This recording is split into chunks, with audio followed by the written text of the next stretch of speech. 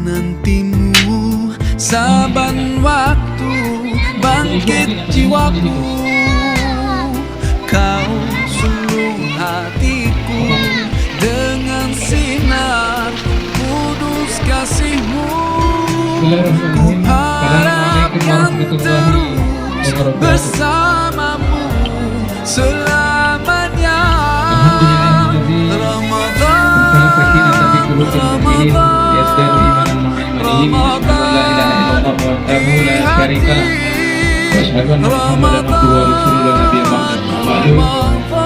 Yang kita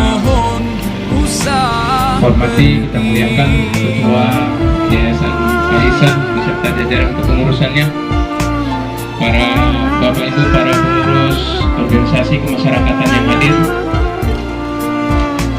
Bapak Ibu, para tokoh agama, kiai, ustadz, ulama yang hadir, tokoh masyarakat, pejabat pemerintah, dan semua jamaah yang hadir pada acara buka puasa bersama di Mushola Al-Ihsan yang dirahmati Allah Subhanahu wa Ta'ala. Kami tidak menyebut nama dan jabatan satu persatu, tapi insya Allah semuanya dengan peran yang ada pada diri kita masing-masing, insya Allah menjadi batu loncatan kita untuk masuk surga Allah Subhanahu wa Ta'ala. Bapak Ibu sekalian yang dirahmati Allah Subhanahu wa Ta'ala, sebelumnya mohon maaf Ustaz Sugi berdiri di depan para guru, para kiai, para ulama, ustadz. Ini ada guru sekaligus sahabat kami, Mas Trimo ya. Sudah 20 tahun kami tidak bertemu. Bertemunya di sini, biasanya bertemu di gedung DPRD Sumatera Utara. Ya, karena dulu memang kami tukang demo. Jadi kalau dulu sering mendatangi DPRD, mudah-mudahan nanti memang masuk ke gedung DPRD. Itu kata Pak Sarsuki tadi. Allah Akbar, insyaallah. Bapak Ibu sekalian yang dirahmati Allah Subhanahu wa Ta'ala, waktunya diberikan 20 menit, tapi insya Allah memang pasaran saya itu 20 menit. Dalam kesempatan yang penuh berkah ini, izinkan Bapak Ibu, khususnya para ustadz, para kiai yang hadir, kami ingin sedikit mengajak kepada kita untuk mengulang kembali ulasan tentang surah Yasin. Saya percaya Bapak Ibu semua yang hadir di sini sudah hafal semua surah Yasin, dan saya hanya mengajak mereview ulang surah Yasin yang khususnya di ayat yang ke-20 dan 20 dan 21. Allah Subhanahu wa Ta'ala menyatakan di situ,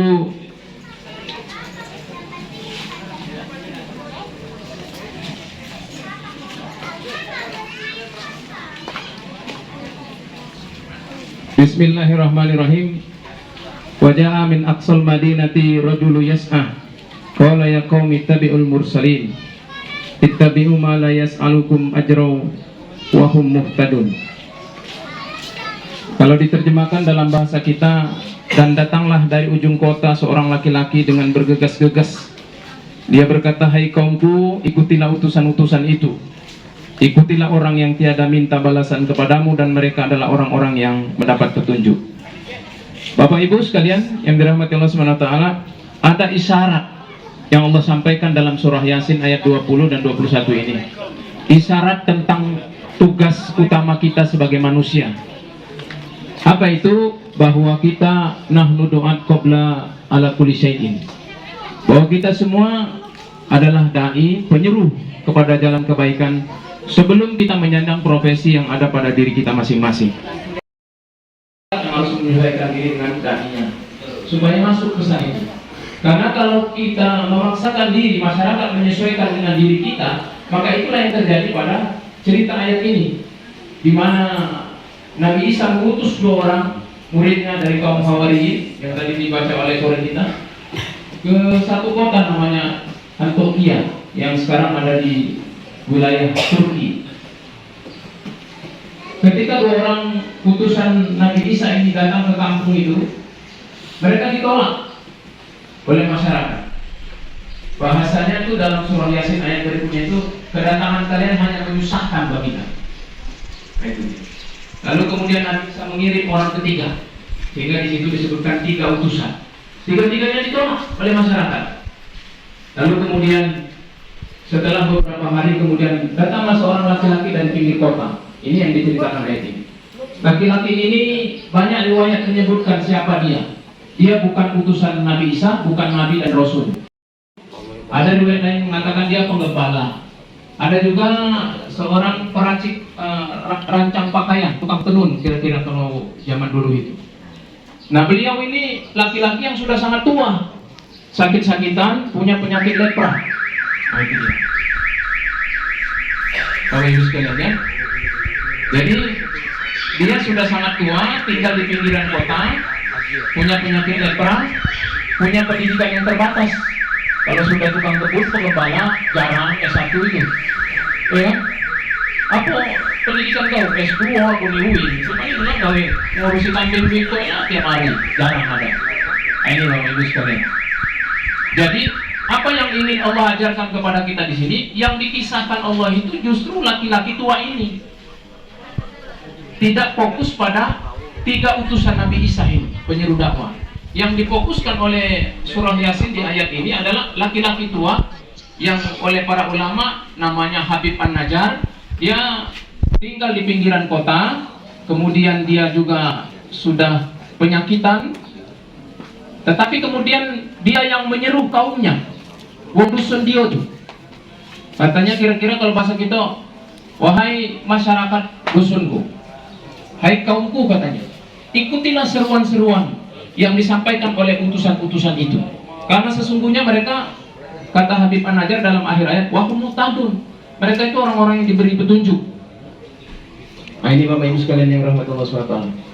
Jadi ada sebuah pelajaran penting dari Habib An-Najjar ini, bahwa biasanya kalau orang tinggal itu di pinggiran kota, itu identik rumahnya tidak terlalu bagus.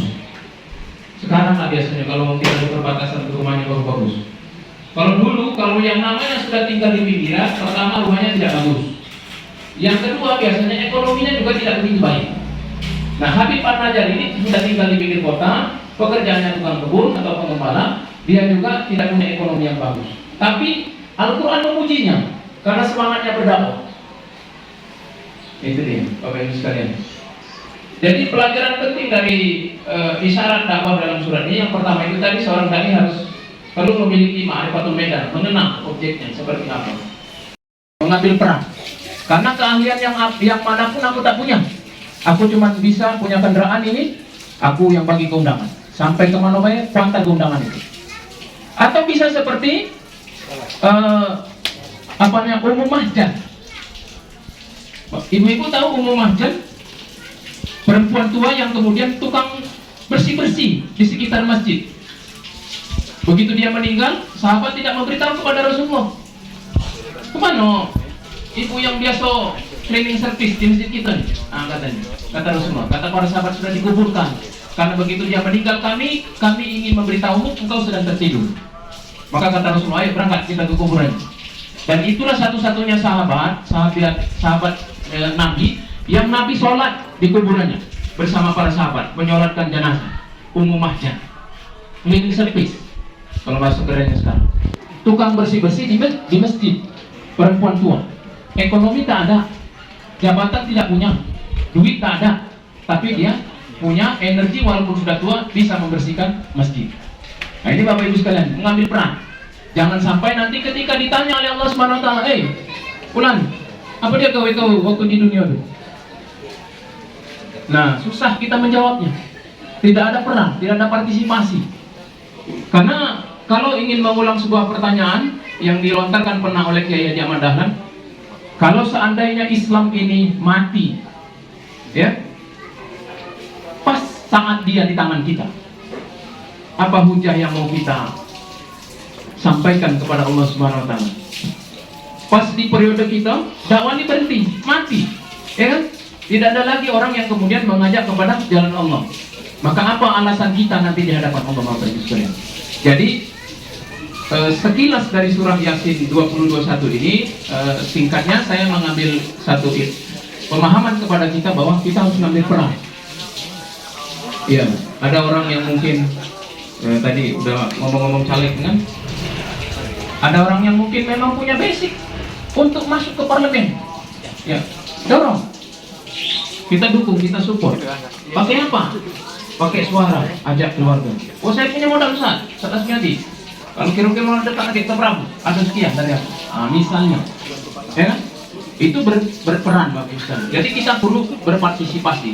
Biarlah nanti amal kita itulah yang kemudian menjadi jaminan di hadapan Allah Subhanahu Wa Taala, bahwa ketika ditanya apa gawe kau waktu di dunia dulu, aku ngasih sumbangan, aku membantu bagikan undangan. Jadi seperti itu, ada alasan, ada hujah kita di hadapan Allah Subhanahu Wa Taala. Nah, Bapak Ibu sekalian yang dirahmati Allah Subhanahu Wa Taala, penting kita mengambil peran. Jangan seperti kaum Bani Israel ketika diajak Musa berdakwah ke Firaun, ya kan? Fazhab anta wa rabbuka. Ada tutup supir. Supir taksi. Pergilah cewek. Supir taksi. Kami nunggu Pak ya di sini. Nyebut kakak. Itu ya. Pergi, berangkatlah wahai Musa, kamu. Perang itu sekecil apapun, sesederhana apapun, biarlah nanti itulah bisa menjadi batu loncatan kita kemudian menghadap Allah Subhanahu Wa Taala. Mohon maaf, Ustaz, inilah yang bisa kami sampaikan. Banyak yang ingin kami sampaikan, tapi mudah-mudahan lain waktu lagi bisa disampaikan pada kesempatan dan momen yang berbeda. Mohon maaf, billahi taufiq wal hidayah. Wassalamualaikum warahmatullahi wabarakatuh. Alhamdulillahirabbil alamin, hamdan syakirin, hamdan na'imin, hamdan yuwafi ni'amahu wa yukafi mazidah. Ya Rabbana lakal hamdu kama yanbaghi li jalali wajhikal karim wa 'azimi sultanik. Allahumma shalli ala sayyidina Muhammad wa ala ali sayyidina Muhammad. Allahumma ighfir lana dzunubana wa liwalidayna warhamhum kama rabbawna shighara wa li jami'il muslimina wal muslimat wal mu'minina wal mu'minat al ahya'i minhum wal amwat bi rahmatika ya arhamar rahimin. Allahumma inna nas'aluka salamatan fid dinina wa afiatan fil jasadina wa ziyadatan fil ilmina wa barakatan fil rizqina wa taubatan qabla al maut wa rahmatan indal maut wa maghfiratan ba'dal maut. Allahumma hawin alaina bi syakaratil maut wa najata minan nar wal atqa indal hisab. Rabbana zalamna anfusana wa illam taghfir lana wa tarhamna lanakunanna minal khasirin.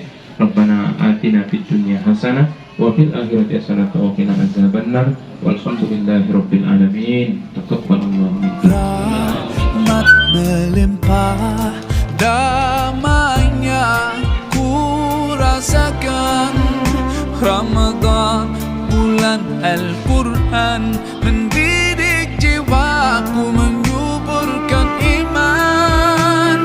Ku harapkan terus bersamamu selamanya. Ramadan, Ramadan, Ramadan di hati. Ramadan, Ramadan, ku mohon usah pergi.